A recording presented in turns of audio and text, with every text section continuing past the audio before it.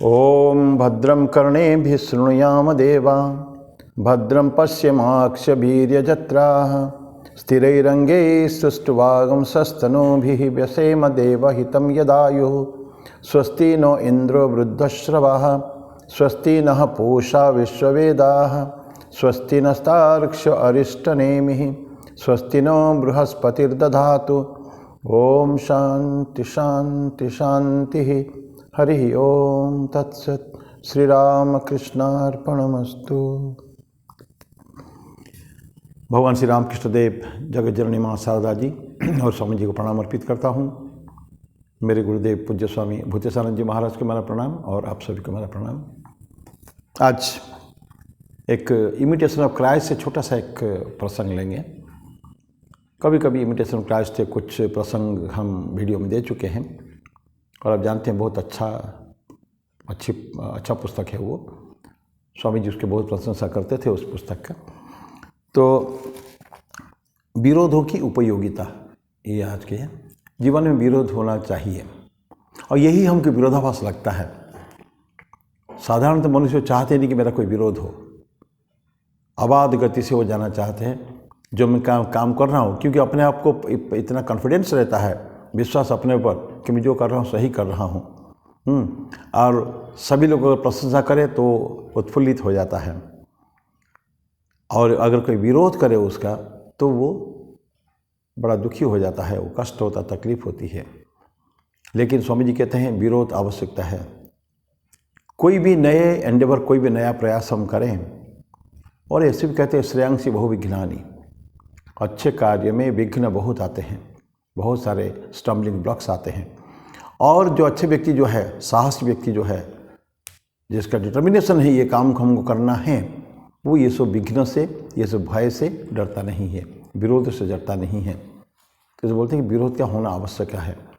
और स्वामी जी बोलते थे ना कि अच्छे कोई काम नया शुरू करेंगे उसमें 3 चीज़ें होती है। पहले उपहास, फिर विरोध, फिर भाव को ग्रहण करते हैं वो लोग, उसके ऊपर एडप्ट कर लेते हैं उसको। तो ये तो उपहास और विरोध ये तो रहेगा ही रहेगा, क्योंकि समाज में जो बात अभी तक प्रचलित नहीं है तो उस बात को अगर हम नया करना चाहें तो नेचुरली लोगों को पसंद नहीं आएगी वो काम, तो उसको विरोध करेंगे ही करेंगे। इसे बोलता है कि किसी न किसी विपत्ति या विरोध का हमारे जीवन में होना हमारे लिए हितकर है, जरूरी है।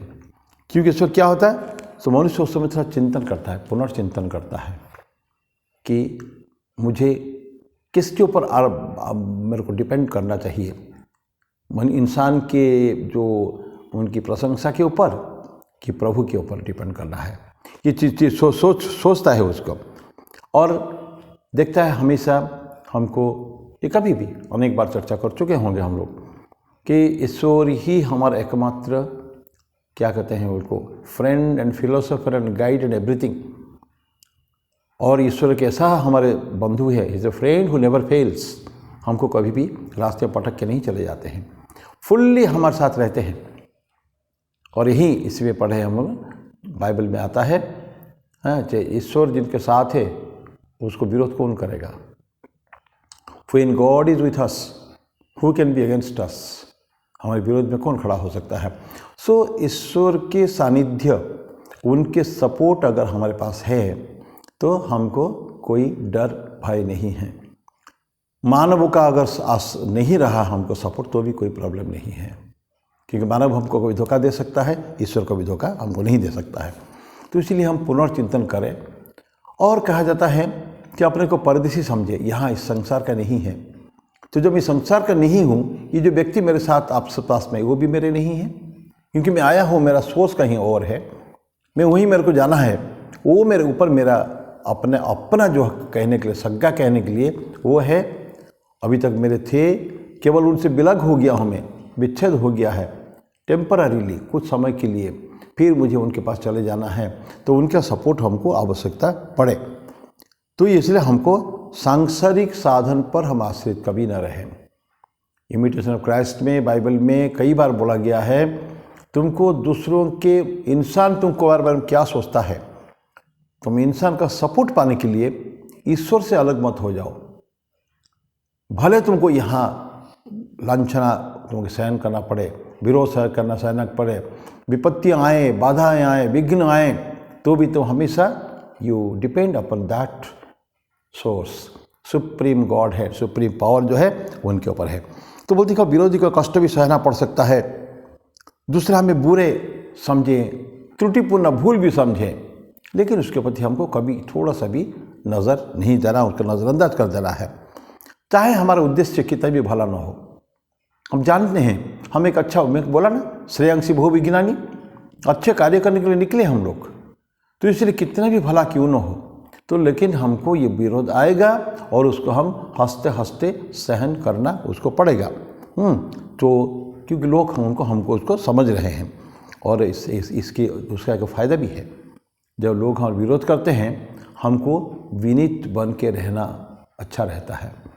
हम उस समय में एग्रेसिव नहीं हो सकते हैं, बहुत ज़्यादा बढ़ चढ़ के कुछ बोलना लोगों को ये ठीक नहीं है।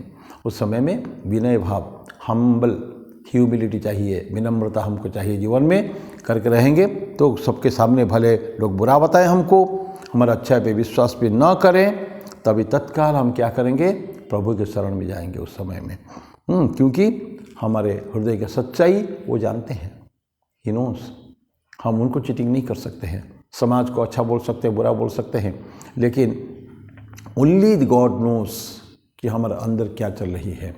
तो अगर हम अंदर से अच्छे हैं तो ईश्वर कभी भी हमको छोड़ के नहीं जाएगा, he will be with us always. ये बात है।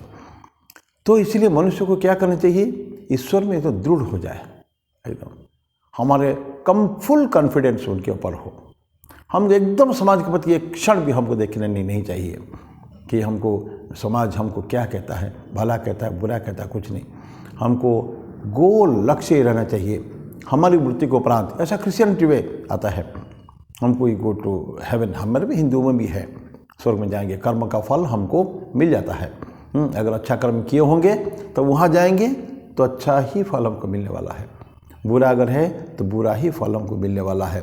तो इसलिए क्या करते हैं हम लोग, समाज के ऊपर निर्भर न रह के ईश्वर के ऊपर हमारा डिपेंडेंस इतना बढ़ जाए, या उनकी संलग्नता उनके साथ जो है, उनके साथ रहने का हमको उन्हीं को ही सपोर्ट मानना है। ही इज़ और एवरीथिंग।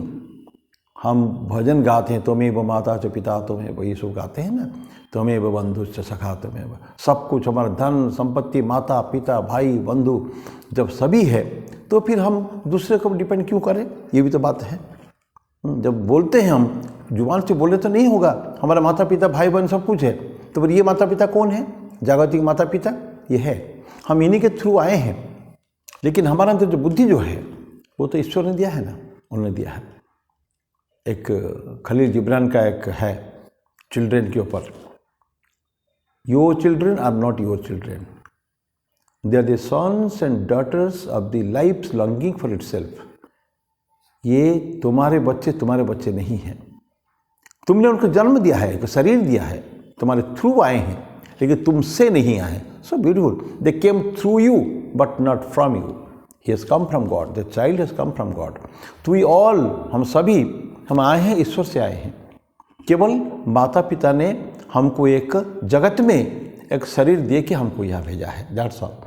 तो हमको संस्कार, हमका कल्चर जो है हमको मिला है। इसीलिए खलील जिब्रान बोलते हैं, यू कैन गिव, तुमको थॉट्स नहीं दे सकते हो, they have got their own thoughts. तुम अपना बता सकते हो, अच्छा बुरा जो भी बता सकते हो, लेकिन बेसिक जो है सब कुछ उनको मिलेगा कहाँ से, ईश्वर से मिलेगा। इसीलिए हम ईश्वर पे इतना दृढ़ हो जाए कि हमको मानव की संतानों की अपेक्षा ही न करना पड़े। और जब कोई सदाचारी व्यक्ति जो है ना, अच्छे व्यक्ति जो काम करने वाला है, वो अगर संकट में पड़ता है या कभी प्रलोभन में फंस जाता है, ये प्रलोभन एक बहुत बड़ा क्रिश्चियनिटी में ये है, सभी धर्मों में, लेकिन विशेषकर बाइबल में, और विशेषकर ये जो इमिटेशन ऑफ क्राइस्ट जो पुस्तक है, इसे प्रलोभन के ऊपर काफ़ी बोला गया है। बहुत समय में इंसान को प्रलोभन का सामना करना पड़ता है। शैतान है ना, ये शैतान कभी भी वो फंसा के वो चट कर जाता है, वो उसका काम ही ये ढूंढता फिरता रहता है, ये कब ये प्रलोभन में फंसाएगा। तो अच्छे से अच्छे व्यक्ति भी प्रलोभन में फंस जाते हैं। तो संकट में सदाचारी व्यक्ति संकट में भी पड़ सकता है और प्रलोभन में फंस सकता है, या भी बुरे विचार भी कभी कभी आ सकता है, उसको व्यथित होता है उसके बुरे विचार से, कभी हो सकता है। इन स्पाइट ऑफ हिमसेल्फ, न चाहने के बावजूद भी परिवेश ऐसा रहता है या पूर्वक का संस्कार ऐसे रहते हैं कि वो कभी कभी बुरे विचार में फंस जाता है, वो प्रलोभन आ जाता है, प्रलोभन में व्यथित, बुरे विचार से व्यथित होता है, संकट पड़ जाता है। तो इस समय में क्या होता है कि उसे गंभीरता से जान पड़ता है कि उसको ईश्वरीय सहायता उसके लिए अनिवार्य है। एक समय आता है सर, बहुत ज़्यादा बिकम्स टू मच, तो क्या करता है वो अतिष्ठ हो जाता है, बिल्कुल परेशान हो जाता है। Then starts praying to God, ईश्वर को प्रार्थना करता है। किसके लिए प्रार्थना? उन्हीं की सहायता के लिए, प्रभु हम सहायता करो। और अगर ये पूर्ण रूपेण ईश्वर पर निर्भर है तो, और सचमुच केवल जुबान से नहीं, तो that God's help will come, वो आना ही है उसमें आएगा, बिल्कुल उससे कोई शक नहीं है। तो उसमें चाहे हम कराहते हम लोग, हाहाकार अंदर होता है, लेकिन फिर प्रार्थना पे हम डूब जाना चाहिए उस समय में। सब कुछ छोड़ के, सारे जितने कष्ट हो रहे हैं, तकलीफ़ें हो रहे हैं, विरोध है चारों तरफ से, लोग हमको अच्छा बुरा बोलते हैं, हम अच्छे होने के बावजूद भी उस समय जस्टिफिकेशन नहीं चलता है, क्योंकि परिवेश को से भाग नहीं सकते हम। तो हमारा केवल क्या है, हम जाएंगे ईश्वर के शरण में। ऐसा कहते हैं ना संत लोग कि अगर कभी भी कोई प्रॉब्लम सामने आता है, जैसे छोटा बच्चा माँ की गोद में चला जाता है दौड़ के, कोई प्रॉब्लम आता है, कोई सामने कोई तकलीफ, कोई विपद उसको छोटे बच्चे को दिखता है, he runs immediately to mother's arm, तो माँ उसको गोद में उठा लेती है। तो बच्चे के लिए माँ ही सपोर्ट है, शी इज़ एवरीथिंग। तो हमारे भी ठीक उसी तरह का है कि हमारे अगर इस तरह का प्रलोभन में फंसते हैं, या जैसे जब मैंने बताया बुरे विचार से व्यथित होते हैं, तो हमको ईश्वरीय सहायता के लिए उनसे पास प्रार्थना करना पड़ेगा। बस ये है, डरना नहीं, भय नहीं करने का हमको। तब उसमें ये भी लगता है उसको कि संसार में सच्ची शांति और पूर्ण सुरक्षा चिरस्थायी नहीं है। तो हमको शांति अगर हम संसार में ढूंढेंगे, नहीं मिलने वाला। संसार में शांति नहीं है, संसार में सबको शांति सुख मन में है, आनंद में है, मन में। तो मन हमको देना किसको? ईश्वर को देने का है। जब जहाँ मन को लगाएंगे वहीं से तो हमको मिलेगा ना सपोर्ट। अगर हम संसार में मन को लगाएंगे तो संसार से हमको क्या मिलेगा? यही व्यथा, कष्ट, तकलीफें, यही तो मिल रहे हैं जिसकी बात हम कर रहे हैं। लेकिन उसी मन को अगर हम ईश्वर में लगाएंगे, ईश्वर के पास तो ये सब चीज़ तो नहीं, खराब चीज़ें तो हमको आता है उनसे एश्योरेंसेस, उनके आश्वासन की वाणी, चिंता मत करो, मैं I look it, God knows, हमारे अंदर की बातें वो जानते हैं। तो संसार में जो सुख हमको टेम्पररी है, अस्थाई है, वो थोड़ी दिन के लिए है, वो स्थायी नहीं है, क्षणस्थायी नहीं है। हमको इवेंचुअली फिर कहाँ जाना है? हम तो जैसे कहते हैं ना को संसार, ये नदी पार करेंगे मगरमच्छ के ऊपर बैठ के या क्रोकोडाइल के ऊपर, तो डूबने की बात है। तो संसार में ऐसे ही है, हम लोग क्रोकोडाइल को या उसको शार्क मगरमच्छ को पकड़े कर रहते हैं, तो संसार में डूबने का है। तो इसलिए संतों का कहना है कि आप ऐसे सपोर्ट पकड़ो जो कभी हमको डुबे ना। तो भवसागर तारण करने के लिए ईश्वर का नाम, ईश्वर का चरण कमल, ये सब अनेक बार चर्चा कर चुके हैं, उनकी आवश्यकता है और सपोर्ट ईश्वर का ही चाहिए। तो विरोध की जो उपयोगिता है, तो विरोध बुरी बात नहीं है, वो अच्छी बात है, अच्छी चीज़ें, कोई तकलीफ नहीं है उसमें, सिर्फ टेम्पररीली हमको कष्ट होता है बस।